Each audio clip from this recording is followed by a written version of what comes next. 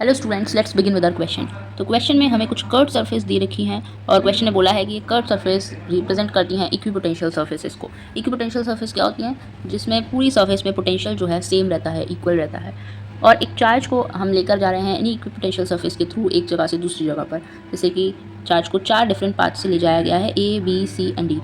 एक चार्ज है Q charge, capital Q. उस चार्ज को अलग अलग सरफेस के अलॉन्ग ले जाया गया है और हमसे पूछा है कि वर्क डन, उसको जब ले जाएंगे हम तो वर्क डन मैक्सिमम किस केस में होगा। तो वर्क डन जो होता है किसी भी चार्ज को किसी भी पोटेंशियल डिफरेंस के थ्रू मूव कराने के लिए, क्योंकि पोटेंशियल डिफरेंस के थ्रू ही जब हम चार्ज को मूव कराते हैं तो वर्क डन होता है।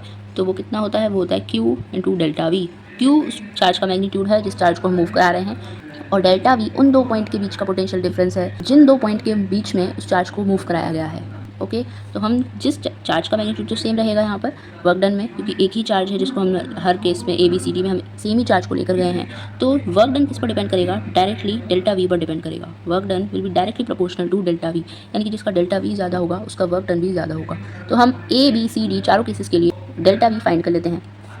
Delta we for a path से जब हम लेकर गए हैं उस चार्ज को, तो डेल्टा वी कितना हुआ है, यानी कि चेंज इन पोटेंशियल कितना है। तो आप देखिए कि ए पाथ जो है वो पहले इस पॉइंट से इस पॉइंट तक के लिए है, राइट। तो इस पॉइंट से इस पॉइंट तक के लिए जब हम चार्ज को मूव करा रहे हैं तो पोटेंशियल का डिफरेंस कितना हुआ है। इस पॉइंट पर भी 10 वोल्ट ही पोटेंशियल था, ये देखिए सेम लाइन है, और इस पॉइंट पर भी 10 वोल्ट ही पोटेंशियल है। ये लाइन जो है वो सेम है, यानी कि पोटेंशियल का डिफरेंस है ही नहीं यहाँ पर। तो यानी डेल्टा वी ए कितना हो जाएगा? 0। ओके, डेल्टा वी बी कितना हो जाएगा? बी पाथ है ये वाला पाथ, इस पॉइंट पर पोटेंशियल है 10, इस वाले पॉइंट पर पोटेंशियल है 20। जो बी पाथ है वो इतना है यहाँ से लेकर यहाँ तक।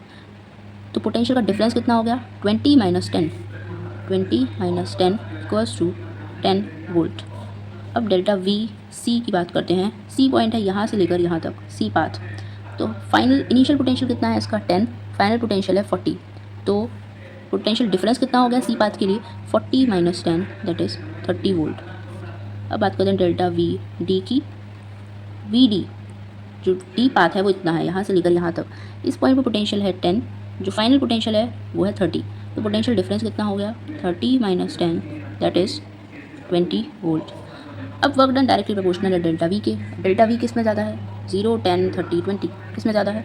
ऑब्वियसली डेल्टा वी सी जो है इन सब में चारों में मैक्सिमम है। तो यानी कि work done will be maximum in part C.